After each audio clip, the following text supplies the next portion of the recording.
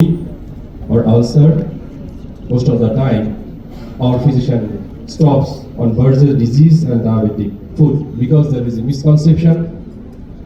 Non-healing ulcer in the grade 2 chronic pain, most of the physicians declare this case as a Bursar's disease, and the diabetic patient having ulcer in the dose, they declare the food as a diabetic food, ignoring the pathophysiology. Actually, the real cause behind this is chronically threatening ischemia or chronic ischemia. So ultimately, this type of misconception ended up with major amputation. So the question arises, before doing amputation, you have to go for revascularization.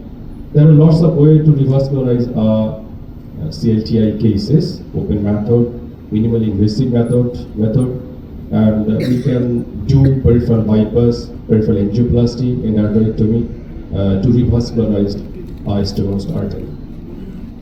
Peripheral bypass, this is for the resident, is nothing but bypassing the occluded artery, just like a collapsed road. You are creating a bypass road, keeping the pathophysiology as it is. So normally, all the vascular cases can be managed by conventional vascular surgery, endovascular surgery, non-invasive vascular procedure, minimally invasive vascular procedure. So the question again arises, which one is first, endovascular or open? The answer is, it depends on several factors. Endovascular treatments are minimally invasive procedures, but still, skill, manpower, and setup is important. But recent advances, endovascular approach first. Through our country and throughout the world, endovascular surgery are using for different procedures, diagnostic and therapeutic, like angiogram, peripheral angioplasty, fistuloplasty, embolization, thrombolysis, EVAR, TEVAR, and yes, the endovascular laser ablation or RFA also using. These are some examples we are doing regularly in our common practice in Bangladesh: outright leg kissing stand, stenting of superficial femoral artery, below-knee angioplasty, POVA, and fistuloplasty, subclavian artery stenosis, like coil embolization, chemical embolization. Yes, for deep vein thrombosis, we are doing the cases by endovascular procedures like IVC filter, catheter-directed thrombolysis for chronic deep vein thrombosis. Also, we are doing venoplasty of superficial femoral vein or other veins having chronic deep vein thrombosis.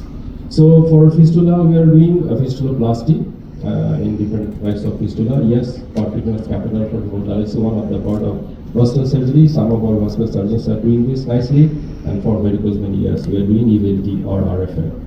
So there are some lots of benefits of endovascular procedures, like shorter recovery period, less pain in our patient can be done, less complication, less bleeding. Everything is less.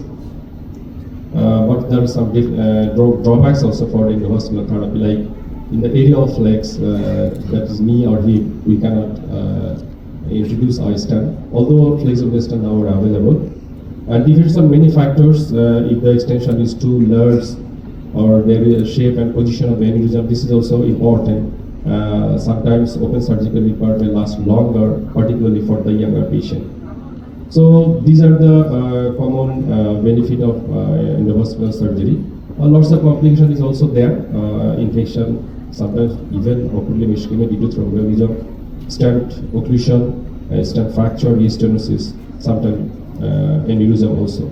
So the journal American College of Cardiology, endovascular first versus open first critical ischemia treatment, they ended up with conclusion that initial surgical bypass is associated with poorer amputation-free survival compared with an endovascular first approach among patients with CLTI.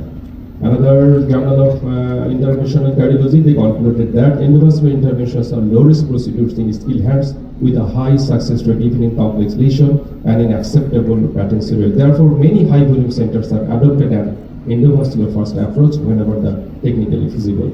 In COVID area, yes, the first option is endovascular procedure. And newer concept is hybrid operation room. Already in ICBD, they have started their journey. We are trying to do that.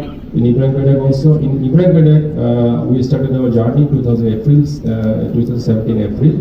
Initially, only 6 members, including all the staffs.